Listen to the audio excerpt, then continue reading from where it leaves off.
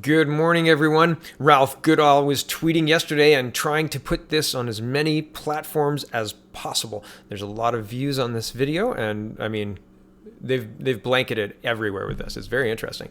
Ralph Goodale tweeting, quote, "To be a leader for all Canadians, the Conservative Party leader should now end his lifelong boycott of Pride events and explain whether he would still deny same-sex couples the right to marry, as he said in Parliament." And here's the video. And this doesn't play well. I think this is damaging to Scheer. And, well, I mean, regardless of the context, and I'm going to show you the context, because back then, this was a hot debate in the House of Commons, and what Scheer's saying is in line with the predominant wisdom of the day. But here we go. There's nothing more important to society than the raising of children, for its very survival requires it. Homosexual unions are by nature contradictory to this. There is no complementarity of the sexes. Two members of the same sex may use their God-given free will to engage in acts, to cohabit, to own property together. They may commit themselves to monogamy.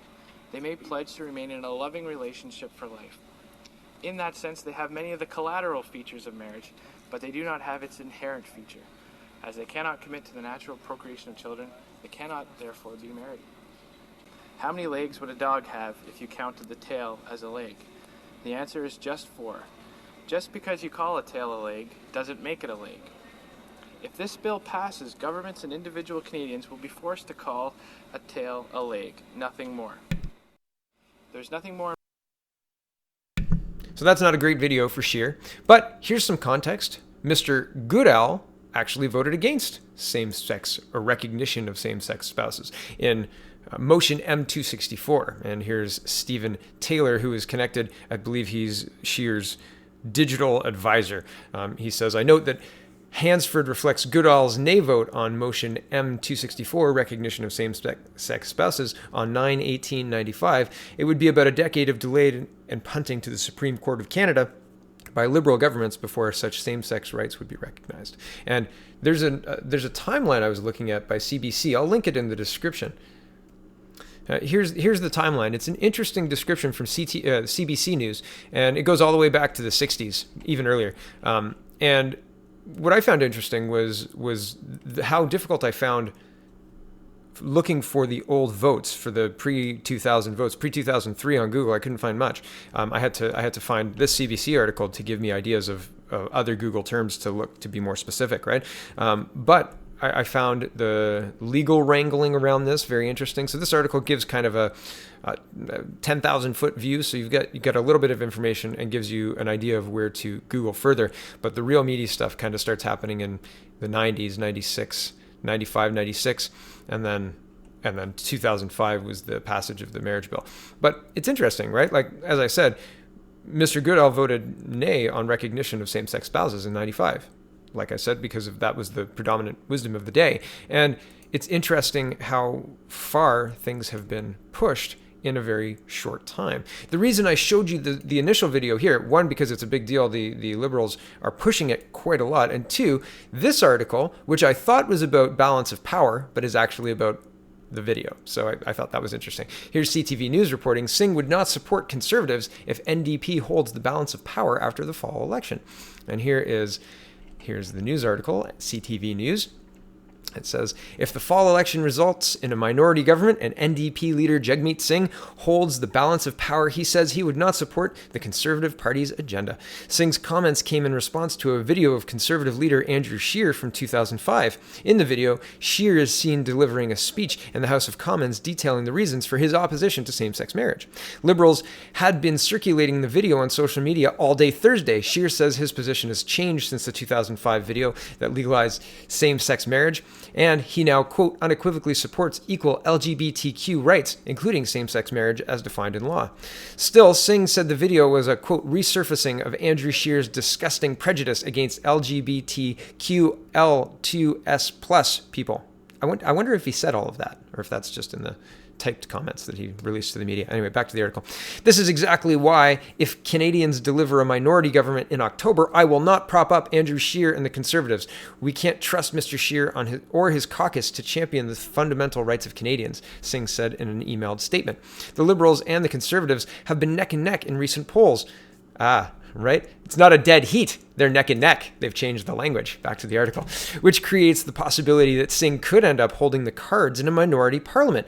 That means when the Conservatives vote one way, the Liberals vote another on a given issue, but neither has enough votes to win. The NDP could make or break either party's goals. The Green Party has also been nipping at the NDP's heels in the polls, meaning they could muscle in and be deciders in a minority situation.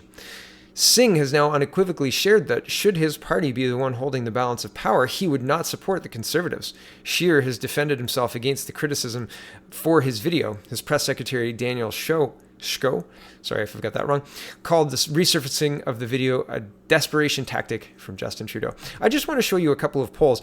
They're saying that the Greens and the NDP might be holding the balance of power. And that's typically between, it could be up to like 20 seats, right? And if you take those 20 votes and apply it to the Conservatives, then you have a majority in the House and you can pass your legislation or whatever. But polls. Here's a couple of polls that have been recently bandying around Twitter. And, well, here's one that actually has the People's Party. It says, this is from the northernview.com, and it says, with the elections around the corner, have you made your decision yet? And there's 67.49% saying, yeah, People's Party. 20%, 19.57% for the Conservatives, and the left flank, no more than 10% collectively.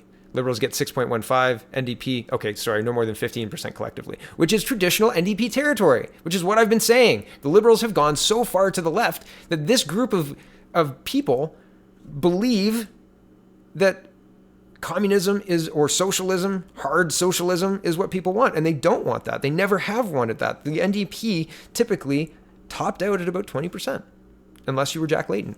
And, well, that's what we're seeing here. There's two parties vying for a serious contention for the Prime Minister's office. Here's another poll that doesn't have the People's Party listed. It's Magic 94.9, and it says 2 months away from the federal election, which party do you plan on voting for? And Conservative get a whopping 4%. Green get 19.38%, Liberal get 3.69%, NDP get 0.62%, and Other gets 70.77%. And I don't plan on voting gets 1.54%. This is a lot. And yeah, these are cherry-picked polls. That's what's happening. They're making sure that they show you the poll that backs up what they think, and which is exactly what I'm doing right now. But that said, these polls do exist, right? But you know what I hate? When people say these things exist and then they don't put a link to the original. So here's the original. Yeah, the Northern View. Who are you thinking of voting for? Oh, and it's gone up 68%. And here's the other one. Here's the Magic 94.9. Here's the original. Link is in the description if you want to check it out. 2 months from the federal election, what party do you plan on voting for? So why is that happening? 71%. It's gone up. Why is that happening? It seems interesting, doesn't it? And Jagmeet Singh and Miss May counting their chickens prior to chickens hatching and pledging their balance of power to Justin Trudeau just seems odd, doesn't it? Doesn't it seem weird? Doesn't it seem to drive people to want to find something else? Anything other than this terrible plan that Justin Trudeau is executing badly? Yeah, it drove me to look at Andrew Scheer. And when I looked at Andrew Scheer, I didn't like what I saw.